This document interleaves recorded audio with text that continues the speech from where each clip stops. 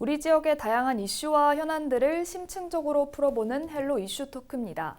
이번 시간에는 고봉찬 변호사와 함께 국선 변호사의 역할과 최근 증가하고 있는 디지털 범죄 예방법 짚어보겠습니다. 변호사님, 안녕하십니까? 안녕하십니까? 네, 안녕하세요. 먼저 국선 변호인 역할부터 짚어보겠습니다. 영화나 드라마에서 국선 변호인을 많이 접하긴 하지만 좀 생소하실 분들도 계실 것 같은데요. 국선 변호인의 역할 소개 한번 부탁드립니다. 일단 국선 변호인에 대해서 얘기하기 전에 변호인의 이제 필요성에 대해서 좀 얘기해 볼 필요가 있는데요. 그 형사 재판을 받는 사람, 즉 피고인은 보통 재판을 받는 과정에서 자기 정당화를 굉장히 많이 하게 됩니다. 그래서 자기한테 불리한 내용 이런 부분을 객관적으로 인지하지 못하게 됩니다. 그래서 변호인이 그런 부분을 짚어주고 본인한테 유리한 쪽을 변론을 하기 때문에 그런 면에서도 변호인이 필요하고요. 그리고 아무래도 법정 용어 같은 게 굉장히 낯설고 생소하기 때문에 재판부하고 소통이 잘 안 됩니다. 그리고 실무적으로는 보통 수사 기록이라고 해서 수십 쪽에서 수만 쪽에 달하는 형사 기록이 있는데 일반인이 그런 기록을 복사해서 검토한다는 건 사실 불가능합니다. 그래서 변호인이 필요한데요. 형사재판에서는 변호인이 꼭 필요한 상황인데 변호인은 크게 이제 개인이 사적으로 신뢰를 해서 선임하는 사선 변호인이 있고 국가에서 법원에서 정해주는 국선 변호인이 있습니다. 필요적 국선이라고 해서 뭐 미성년자라든지 70세 이상인 사람, 영장실질 심사, 그러니까 구속 영장이 청구돼서 영장실질 심사를 받는 사람은 변호인이 꼭 국가에서 이렇게 지정을 해주고요. 그렇지 않은 경우에 경제적으로 좀 어렵다 이런 경우에는 신청을 해서 국선 변호인을 선정을 해줍니다. 개인적인 생각으로는 변호인이 없이 혼자 재판을 받는 분들도 있는데 굉장히 위태롭다고 생각을 합니다. 그래서 경제적으로 어려움이 있으시다면 법원이나 이렇게 신청을 하셔서 국선 변호인 신청을 해보시는 게 어떨까 하는 생각이 듭니다. 네.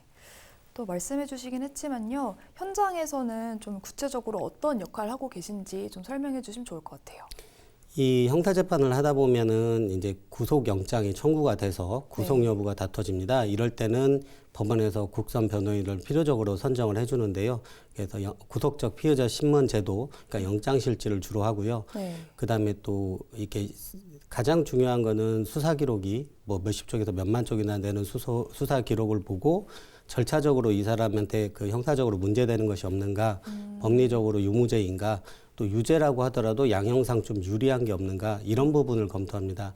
사실 법정에서 나와서 얘기하는 시간보다는 사무실에서 수사 기록을 보고 문제되는 거를 그런 걸 더 검토하는데 많은 시간을 보내게 됩니다.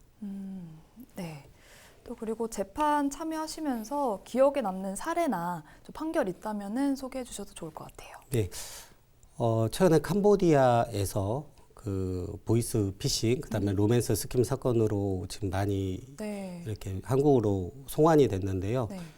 충남지방경찰청이 제가 알기로는 집중관서여서 많은 사람들이 지금 홍성 지원해서 재판을 받고 있습니다.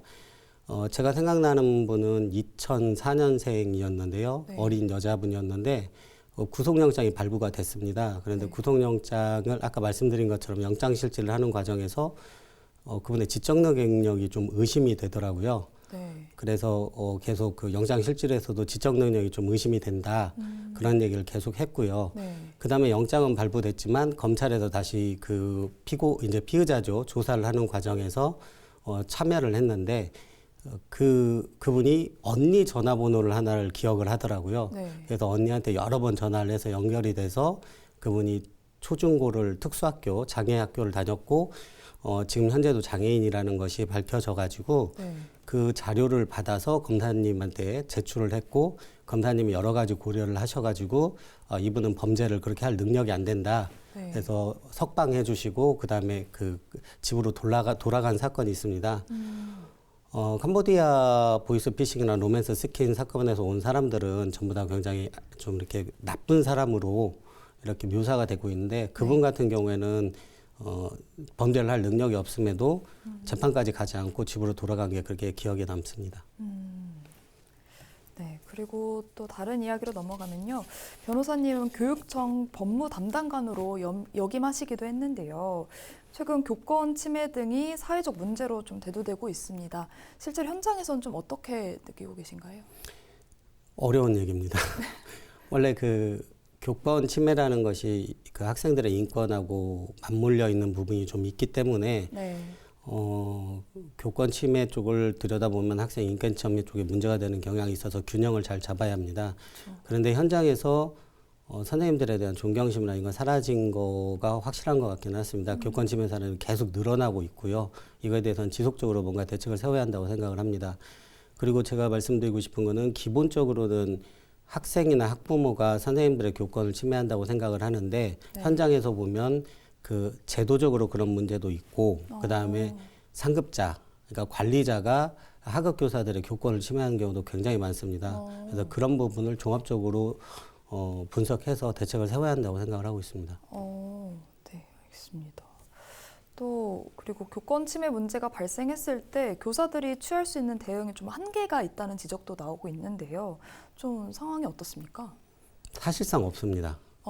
교권 침해가 심각하게 특히 학부모들로부터 악성 민원식으로 들어오면 네. 교사 개인이 할 수 있는 일은 대부분 없습니다. 교육청에서 변호사들을 채용을 해서 교권에 대응하는 팀을 만들어서 그 부분에서 대응을 하고도 있고 뭐 노조는 아닙니다만 교총이나 그다음에 뭐 전북 교사노조나 뭐 그 이런 그 전교조 같은 곳에서 이거에 대해서 지원을 하고 대응을 하기는 하지만 네. 기본적으로 문제가 있습니다. 교권 침해에 대해서는 기본 그 교육부나 교육청에서 항상 그 부분에 대해서 대응책을 마련하고 있는데 네. 제가 볼 때는 계속적인 그 인식 개선, 교권 침해가 얼마나 문제를 일으키는지에 대해서 교육과 홍보가 이루어진다고 생각을 합니다. 그리고 좀 참고로 말씀드리면 법도 그렇지만 교육 활동 침해라고 하지 교권 침해란 말은 쓰지 않습니다. 그러니까 교권이라는 개념 자체가 지금 정의가 되지 않는 상황이거든요. 네. 교사에서 교권, 교사가 가지고 있는 권리와 의무, 권한이 어디까지인가도 정의할 필요가 있습니다. 그리고 또 좀 추가로 질문 드리면요. AI 윤리 교육 좀 중요성 말씀해 주셨는데 이게 좀 학교에서도 좀 그런 게 많이 필요할 것 같은데요. 좀 학교에서는 좀 이런 교육이 제일 진행되고 있다고 보십니까? 제 생각에는 이제 뭐 교육부하고 교육청에서 그거에 대해서 또 그 교육을 준비를 하고 있겠습니다만 제가 지금 느낀 거로서는 민간이나 시민단체에서 오히려 더 활발하게 하고 있지 않나 이런 생각을 하고 있습니다. 아무래도 이런 걸 갖다가 기준을 세우고 교육과정을 만들고 교육교재를 만드는데 시간이 걸려서 아마 교육부와 교육청이나 좀 늦어진다고 생각을 하고 있고요. 어느 대학이라고 말씀 못 드렸으면 저희 지역의 대학 하나도 이 성인자들을 상대로 AI 교육이라든지 뭐 이런 거에 대해서 윤리 교육을 하고 있는 걸로 알고 있습니다. 교육부나 교육청이나 여기는 아무래도 관료화됐다는 조직이기 때문에 좀 늦게 시작을 되고 있지만 시민사회나 그 대학 같은 경우에서는 활발하게 지금 교육을 시작하고 있는 걸로 알고 있습니다. 네, 교권 침해 문제 좀 말씀해 주셨는데요. 좀 기억에 남는 사례도 하나 있으시면은 말씀해 주시면 좋을 것 같습니다. 보통 교권 침해가 이제 학생이나 학부모의 민원으로 발생을 한다고들 알고 있는데 네. 그렇지 않은 사례를 하나 말씀을 드리면 어떤 선생님께서 어느 학교를 갔는데 네. 그 학교에서 이유는 모르겠지만 이제 상급자나 이런 사람들하고 사이가 좀 벌어졌습니다. 네. 그래서 과도한 업무 분장, 어, 그 교사에 대한 과도한 업무 분장, 그리고 알게 모르게 이루어지는 따돌림, 이제 그게 단순한 뭐 직장 내 따돌림 이런 걸 넘어서서 네. 그 선생님께서 어떤 식으로 자기 교사가 어느 정도 수업의 재량을 가지고 하려고 하는데 그게 이제 방해가 됐던 거죠. 네. 그래서 그분이 결국 좀 극단적인 결과까지 갔는데 네. 그때 제가 그걸 보고 좀 느낀 거는 이 교권 침해라는 게 교사가 전문적이고 자주적으로 이렇게 수업도 좀 하고 그러셔야 되는데 네. 그거에 대한 것이 학생이나 학부모 같은 외부에서 오는 경우도 많지만 제도적으로 뭐 상급자가 사이가 벌어졌다거나 뭐 관행이나 이런 걸로 그 교사한테 뭔가 과도한 부하가 걸렸을 때 네. 이거를 막아줄 수 있는 제도적 장치가 좀 없구나라는 생각을 되게 많이 했습니다. 네. 구체적인 건 내용을 말씀을 드리면 개인정보나 이런 게 돼서 말씀을 안 드리겠지만 네. 사실은 그게 그 지역에서는 굉장히 좀 화제가 됐던 사건이었고 네. 그 과정을 겪으면서 그 그 교사들에 대한 업무를 좀 경감한다거나 네. 상급자가 바로 괴롭히지 못하는 그런 제도들을 많이 만들었다고 생각을 하지만 아직도 좀 부족하다고 생각을 합니다. 네. 교권 침해라는 거를 다시 그 교사가 정상적인 교육 활동을 할 수 있는데 어떤 장애 요소가 있는지에 대해서 좀 그걸 정확하게 파악을 하고 그에 대한 제도와 그 교육이 이루어져야 그래야 진정한 교권 침해를 방지할 수 있는 그런 게 되지 않나 이렇게 생각합니다. 또 그리고 학교 폭력 문제도 좀 과거와는 좀 많이 달라지고 있다고 하는데요. 온라인 메신저나 SNS를 통해서 좀 따돌림을 하기도 하는데 좀 실제 피해 상황은 좀 어떻습니까? 제가 교육청에 근무할 때 가장 문제가 됐던 거는 네. 지금은 좀 구식이라고 하지만 그 당시 가장 문제됐던 거는 카톡으로 이렇게 단체방으로 불러놓고 계속 돌아가면서 모욕을 하거나 그다음에 이렇게 나가면 다시 초대를 해서 네. 계속 끝까지 괴롭히는 그 카톡 감옥이라는 것이 있었고 네. 또 하나는 뭐 이렇게 단체방을 만들어서 불렀는데 네. 당사자가 말을 하거나 뭐 이렇게 그렇게 하면은 전부 다 무시하거나 말을 꺼내는 순간 전부 다 그 방으로 나가는 카톡방에서 나가는 방폭이라는 게 있었습니다. 네. 뭐 그게 유행이어서 그걸 갖다 어떻게 근절하는지에 대해서 막 고민했던 회의도 했던 기억이 나는데요. 네. 기본적으로 온라인상에서 벌어지는 것들은 사이버 불링이라고 하는데 네. 그것들은 정서적 살인입니다. 요즘 젊은 학생들이나 그 세대는 시간의 대부분을 온라인이나 SNS에서 보내고 있는데 거기서 일어나는 것들은 파급력이 굉장히 크기 때문에 그 학생을 사실 정서적으로 살인하는 겁니다. 이거에 대해서는 대책도 마련해야 되고 교육도 계속 꾸준히 이루어져야 한다고 생각을 하고 있습니다. 네. 네, 그리고 인공지능 기술 발전과 함께 딥페이크 관련 범죄도 조금 문제인데요. 범죄 주요 유형과 심각성에 대해서 한번 설명해 주시면 좋을 것 같습니다. 갈수록 심각합니다. 그렇죠. 예. 네. 지금 제가 최근에 이제 로맨스 스캠 사건 그 캄보디아에서 온 사람들을 해보면 네. 그래서 AI 딥페이크 여성이라고 해가지고 그 AI 딥페이크로 여성을 만들어서 그 피해자를 갖다 유혹하는 그런 부분이 있습니다. 네. 그뿐만 아니라 뭐 성범죄에서 그 딥페이크를 이용해가지고 허위 성적 영상물을 많이 만드는데 이런 것들은 계속 늘어나고 있고 문제는 그걸 만드는 사람들의 연령이 계속 낮아지고 있다는 겁니다. 10대들도 많이 만들고 있고요. 그리고 지금 지방선거가 얼마 안 남았는데 네. 2023년 12월 달 공직선거법에서 이 딥페이크를 이용한 영상을 금지를 하고 있음에도 지금 또 활용하고 있는 부분이 있습니다. 기술이 계속 발전하고 진짜 영상과 가짜 영상을 구별하기가 거의 불가능해지고 있기 때문에 앞으로 계속 심해질 거라고 생각을 합니다. 네. 그럼 이게 또 처벌하는 것도 좀 중요할 것 같은데요. 이 딥페이크 범죄에 대한 처벌은 좀 어떻게 진행되고 있습니까? 그 가장 대표되는 거는 이제 성적 목적의 허위 영상물들인데요. 네. 성폭력 처벌법에서 규정을 하고 있습니다. 네. 기본적으로 뭐 성적 욕망 또는 수치심을 유발할 수 있는 형태로 편집하거나 합성을 하면 뭐 7년 이하의 징역 또는 5천만 원 이하의 벌금 그 정도로 처벌을 하고 있고요. 네. 만약 이걸 영리 목적으로 유포를 한다 그러면 3년 이상의 유기징역에 처하고 있습니다. 근데 그보다 더 중요한 거는 그런 편집물들을 소집, 구입, 저장 또는 시청만 해도 처벌을 합니다. 그러니까 단순히 궁금해서 봤다 이게 더 이상 허용되지 않는 그런 상황이고요. 이게 사실은 굉장히 그 중한 처벌에 속합니다. 예를 들어서 이런 거 아까도 말씀드렸지만 이런 딥페이크 영상을 학생들도 굉장히 많이 만드는데요. 네. 보통 학생들이 어떤 이런 형사사고를 치면은 대부분은 가정법원에 소년부로 송치를 하는데 네. 이건 형사사건으로 그냥 성인들이 재판받는 형사재판으로 바로 기소하는 경우가 많습니다. 네. 그러니까 딥페이크 영상에 대해서는 규정도 무겁고 실무에서도 엄하게 처벌한다 이렇게 생각하시면 될 것 같습니다. 네. 그리고 또 아까 말씀하셨지만 로맨스 스캠 등 이제 이런 범죄도 많이 늘고 있는데요. 좀 피해 현황도 좀 구체적으로 설명해 주시면 좋을 것 같습니다. 어마어마합니다. 이건 네. 산업입니다, 산업. 예를 들어서 로맨스 스캠 같은 경우에는 뭐 여러 가지 SNS를 이용해서 불특정 다수를 유인하는 채터라는 역할을 하고 네. 채터라는 사람들이 모아온 사람들을 얘기를 해서 송금을 받는 자기들 용어로 킬러라는 사람이 있고 아까 말씀드린 것처럼 AI 딥페이크 여성이 얘기를 하면서 계속 돈을 요구하는 그런 식으로 진행이 되는데요. 네. 지금 캄보디아에서 잡혀온 경우에는 보통 한 조직이 몇백억 정도의 수익을 올렸고요. 네. 그다음에 제가 본 단일 사례로는 한 분이 20억을 송금한 경우도 있습니다. 근데 저도 그 기록을 읽어보면 나 같아도 속겠다라는 생각밖에 안 들고요. 네. 이거는 뭐 거의 국제적인 조직이죠. 국제적인 조직화 됐고 피해액이 엄청나고 피해자도 엄청 많습니다. 이거는 단속이 지금 최근에 엄청나게 하고 있기 때문에 많이 줄고는 있지만 네. 피해는 일반인이 생각하는 것보다 훨씬 큽니다. 네, 그리고 캄보디아 사건 외에 좀 기억에 남는 사례도 있으실 것 같은데요. 좀 설명해 주시면 좋을 것 같습니다. 그 보이스피싱의 피해자기도 하지만 보이스피싱에 가담하게 되는 경우도 좀 있습니다. 제가 기억나는 사례는 그 대학교 간호학과 남자 학생이었는데요. 네.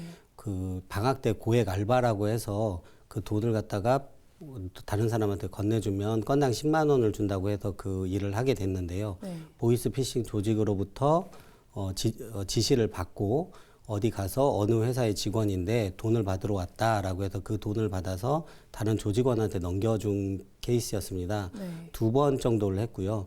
액수는 실질적으로 얻은 액수는 한 20만 원 정도, 그 정도 받았고 피해 금액은 한 7천만 원 정도 됐습니다. 네. 나중에 이제 기소가 돼서 재판 과정에서 네. 그 학생은 나는 몰랐다, 그냥 단순한 알바라고 생각했다 이렇게 했지만 징역이 상당히 세게 나왔습니다. 그래서 그 학생 같은 경우에는 재판부에서는 불법적으로나마 보이스피싱이 이렇게 퍼져 있는데 모를 리 없다. 불법성을 인식하고 있었다 해서 징역형을 선고를 했는데요. 네. 이런 식으로 알게 모르게 가담하게 되는 경우도 있습니다. 그 고액 알바라는 거는 좀 조심할 필요가 있습니다. 그리고 또 다른 유형으로는 통장과 관련돼서 많은 문제가 생기는데요. 네. 보이스피싱 조직들이 대포 통장을 쓰게 됩니다. 네. 대포 통장을 쓰게 될 때 학생들이나 이런 사람들한테 통장을 빌려주면 네. 어느 정도 돈을 주겠다라고 생각을 해서 통장을 빌려주면 그 통장은 그 대포 통장으로 쓰이게 되고요. 그 통장 자체도 이제 지급 정지가 되기 전까지 거기 돈이 들어오게 되는 거고 네. 그걸 갖다가 대부분의 경우는 모르고 그냥 통장만 빌려줬다라고 생각을 하지만 막상 재판을 받아보면 이게 불법적인 거를 알고도 통장을 빌려줬다 해가지고 그에 대한 처벌을 또 받게 됩니다. 그 처벌이 상당히 무겁습니다. 그래서 보이스피싱의 직접적인 피해자도 되지만 그 과정에서 뭐 통장을 빌려달라고 한다거나 네. 단순히 이거를 돈을 좀 전달해달라거나 이런 식으로 해가지고 보이스피싱 조직에 가담하게 되고 그래서 큰 처벌을 받는 경우가 너무 많습니다. 안타까운 일입니다. 그리고 또 좀 말씀해 주셨지만 다양한 보이스피싱 유형이 좀 있는 것 같은데요. 좀 구체적으로 설명해 주시면 좋을 것 같습니다. 사실 셀 수가 없습니다. 굉장히 유형이 정해져 있는 것 같은데 창의적으로 계속 만들어내고 있고요. 굳이 생각을 해보자면 네. 처음에 제가 여기서 그 국선 변호사 처음 할 때 초기에는 네.